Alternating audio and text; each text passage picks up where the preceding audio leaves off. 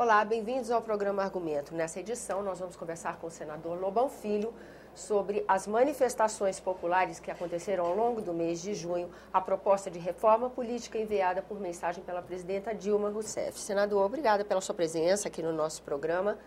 O senhor acha que reforma política é o que satisfaz os clamores populares que reclamam da qualidade dos serviços públicos?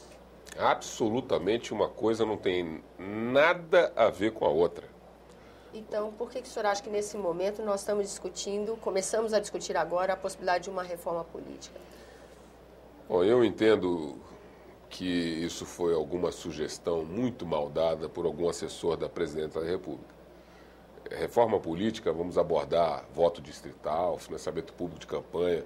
Então vamos é reforma abordar eleitoral, né? reforma política. Nós vamos abordar temas que dizem mais respeito ao Congresso. Quando essas manifestações populares não têm nada a ver com o Congresso. São assuntos de gestão pública. Gestão pública tem a ver com executivo, que é quem executa a política pública. Então, vai executar a política de saúde, de educação, de infraestrutura, de segurança. E aí a gente não estaria esbarrando muito mais no Pacto Federativo, em função da distribuição de recursos entre Estado, município, União e a qualidade dos serviços públicos? Se nós entrarmos por esses temas na reforma política, aí nós estaremos dando sim uma grande contribuição ao país. Nós precisamos rever esses critérios de distribuição de recursos. Hoje há uma concentração excessiva dentro do Poder Federal dos recursos, vamos dizer, absorvidos através de impostos e tributos. Então, se nós pudermos fazer, dentro dessa reforma, a abordagem da redistribuição desses recursos, para que a gente possa enviar mais recursos aos municípios, que têm uma atuação mais direta com o cidadão, mandar mais recursos aos estados, que tiveram suas responsabilidades ultimamente, nos últimos anos, aumentada e os seus recursos não.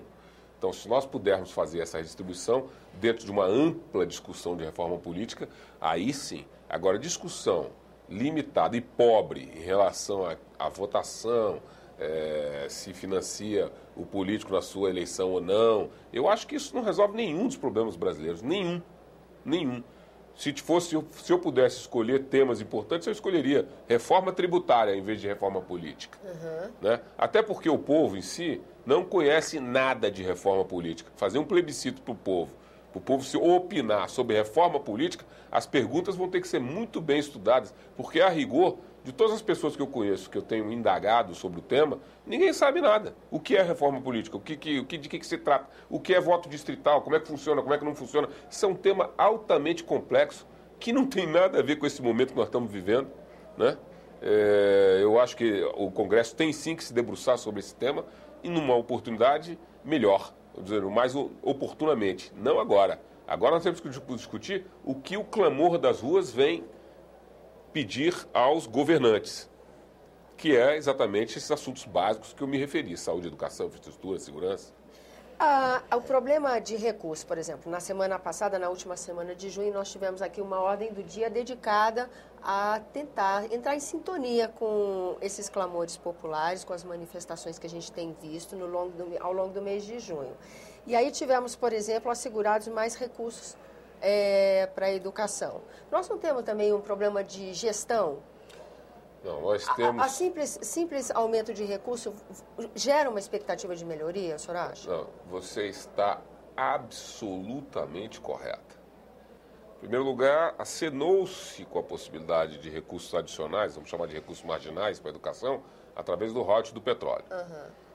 Royalties do petróleo é uma expectativa.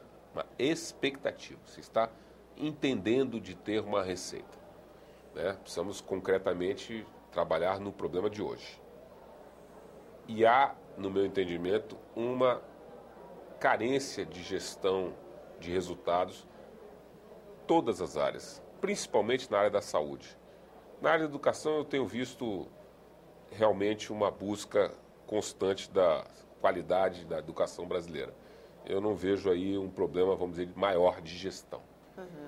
Você tem problemas, claro, crônicos, de má remuneração dos professores, o que acaba determinando uma má qualidade de ensino, que são problemas que já estão muito bem determinados e que, com o devido respaldo financeiro, há de ser corrigido no tempo. Eu diria que não é um problema estrutural. Sim. Agora, na saúde, acho que há desvio em excesso, má gestão, má distribuição de recursos, uma estrutura arcaica de hospitais. Eu acho que a saúde, não querendo ser muito radical, a saúde está podre. Precisa ser toda revista, toda refeita, para que possa atender o povo. Quando se fala saúde do SUS, todo mundo se arrepia. Então diz assim, será que o parlamentar deveria se atender no SUS? É verdade, devia mesmo, para aprender a ver o que o povo está passando no SUS. Não deve ser brincadeira a situação de atendimento na rede hospitalar e de clínicas e postos de saúde ligadas ao SUS. Eu vejo os volumes de recursos de determinados exames, determinados procedimentos pagos pelo SUS, são valores ínfimos. E eu acho que tem recurso. Eu acho que ele é mal gerido ou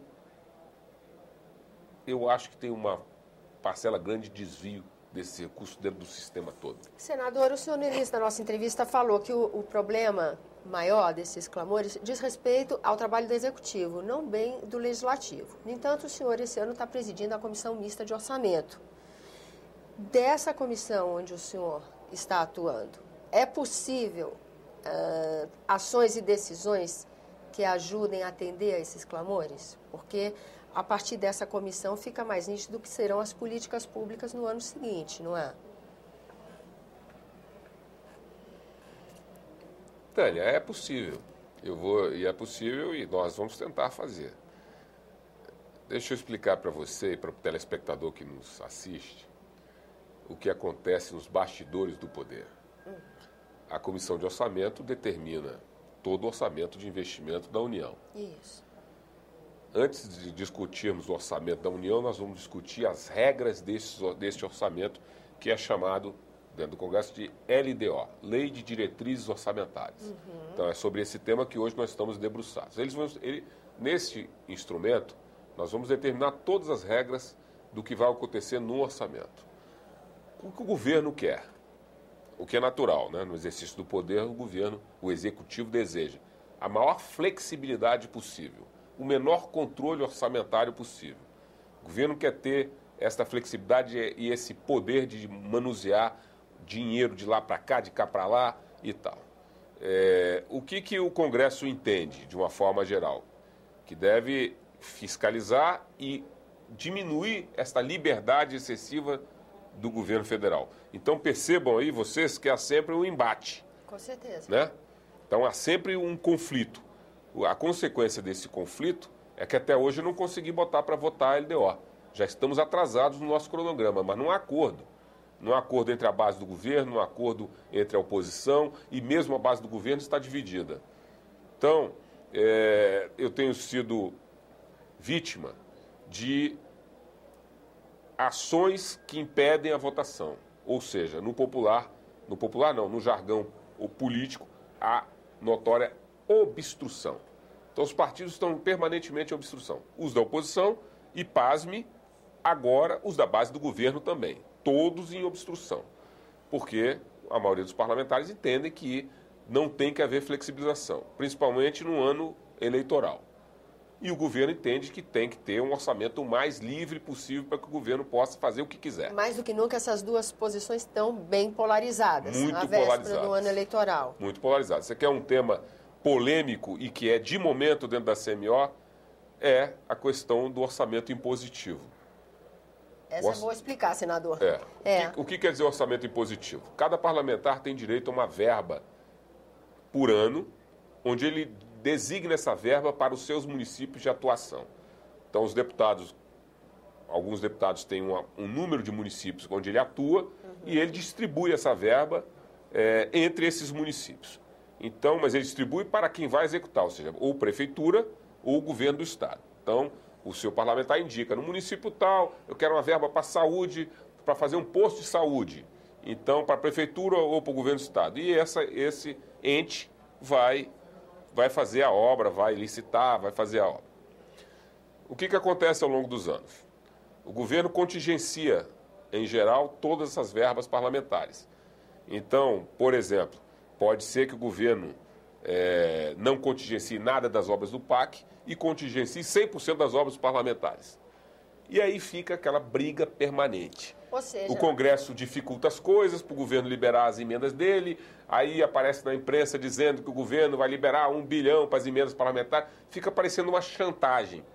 Quando o parlamentar entende que isso é um direito dele, parlamentar, de distribuir essa verba nos municípios dele. E que isso não deveria ser fruto de negociações ou de chantagem, ou vota isso que eu libero. Então, o parlamentar está cansado de parecer para a população que está fazendo chantagem porque ele entende que aquilo é um direito dele. O que criaram? Criaram uma figura chamada emenda impositiva. Ou seja, as emendas parlamentares não são sujeitas a serem contingenciadas. É claro que se o governo contingenciar o orçamento como um todo, por exemplo, 10% do orçamento de investimento está contingenciado por falta de recursos. Então, tudo bem que se contingencie 10% das emendas parlamentares.